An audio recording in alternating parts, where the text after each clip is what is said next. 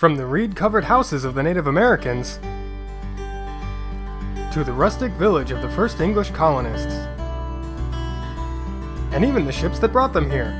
Today I'll be exploring historic Jamestown.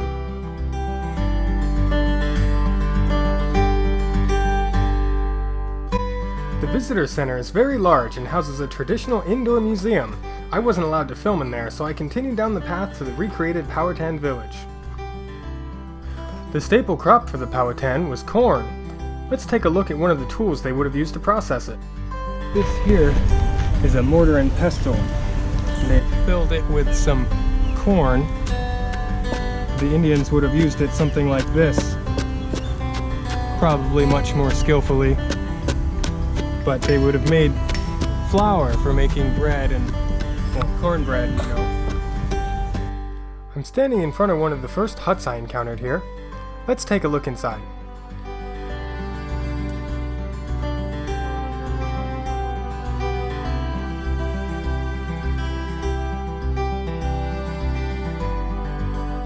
Wow, look at this deer skull.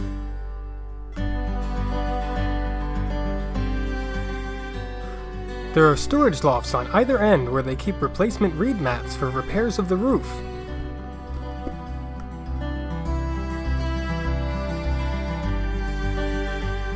These huts were constructed by bending saplings over to form an arch, then tying reed mats down as the roof.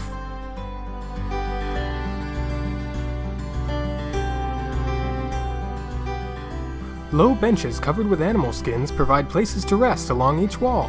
These burned out logs show how the Native Americans would have made canoes. By burning out a hollow, they made a place to sit. As you can see, it keeps water in as well as out. This is the kind of dwelling that the Indians would live in on their hunting expeditions.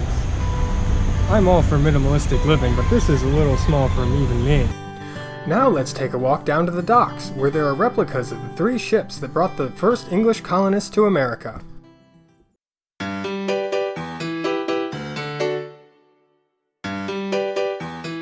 Let's make our way on board.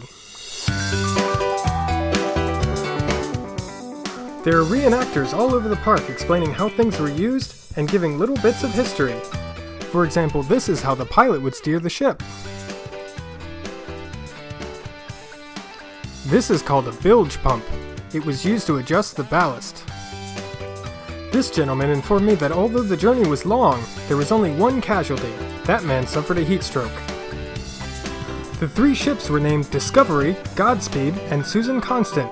Between them, they carried 144 men to America.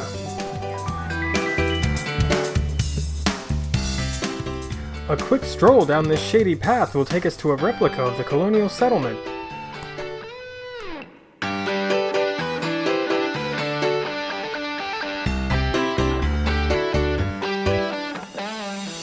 There are many buildings and reenactors here.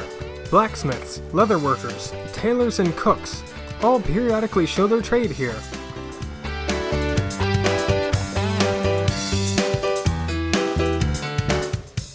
The tradesmen may leave, but this chicken is a permanent resident. Let's take a look at her home.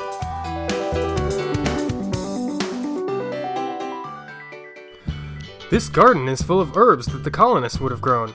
There's yarrow, lemon balm, thyme, peppermint, chamomile, and many others here.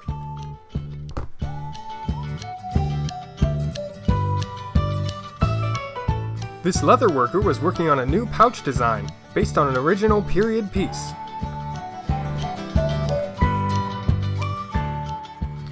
He uses only tools and techniques that the colonists were known to employ.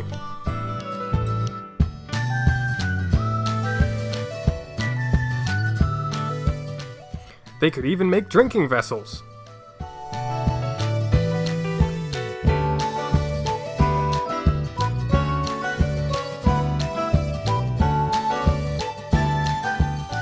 After a while, he started repairing a jerkin. The colonists mainly did repairs, as the Virginia Company outfitted them very well. He runs his thread through beeswax to keep it from fraying and to make it a little easier to work with.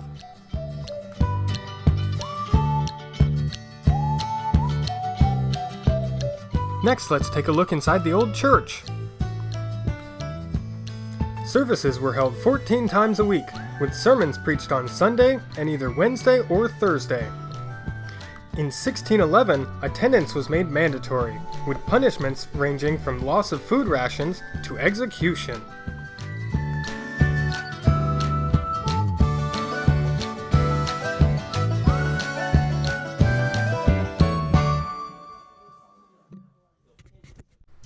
Here we have a warehouse full of tools, supplies, and food stores.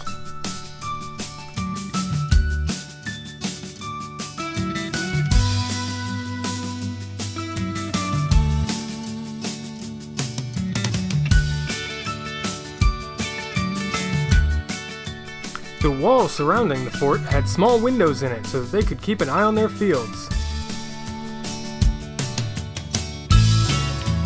Here we can see the gardens and fields of the colonists where they would have grown their crops.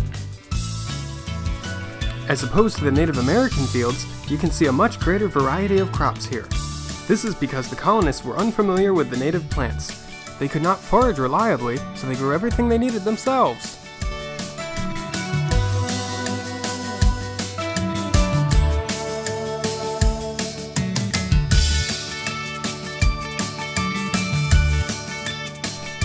Another small storehouse. I wonder what's inside.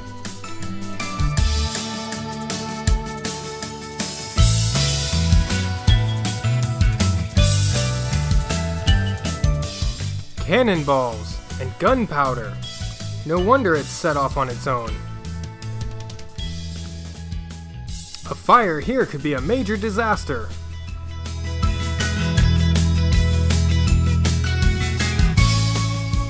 And here are the guns that would have used that ammo. The one towards us is a cannon. It would fire large shots. The one further away is a railgun, and it was loaded with scrap metal and would have been fired like a shotgun. Alright, I'll give those commands again. Present your piece, give them fire. Do not like loud noises. Cover your ears on present your piece. Present your piece! Yeah! Fire! Everything we've seen so far has been a recreation. Now let's take a look at the actual site. Jamestown was built on a small, marshy island. Because of this, mosquitoes and malaria got to be a pretty big problem.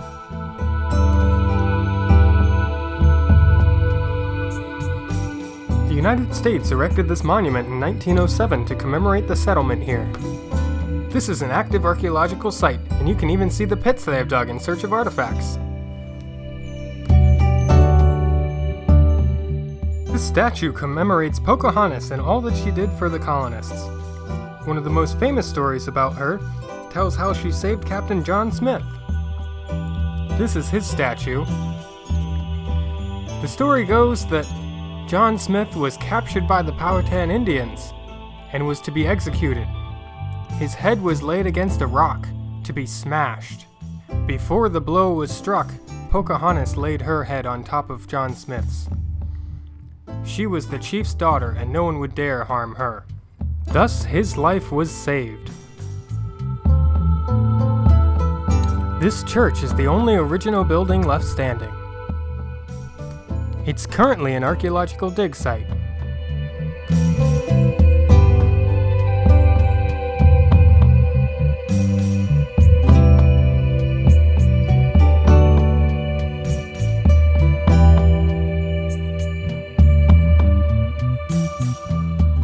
"14 times a week, the colonists would have attended church here."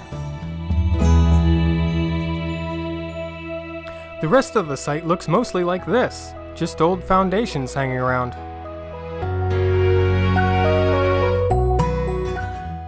The colonists imported fig trees from the Mediterranean. They were prolific here. This is an old plantation home. It's the only structure other than the church still left even remotely intact. It was burned down 3 or 4 times in various wars.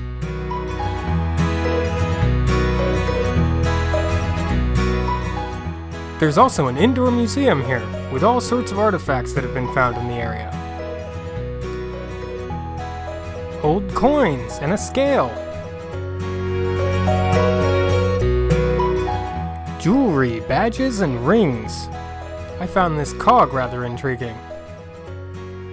Cannonballs and caltrops. An old well full of artifacts. Pipe bowls for smoking tobacco. And the end of many a colonist. Speaking of endings, that's all for now. See you next time.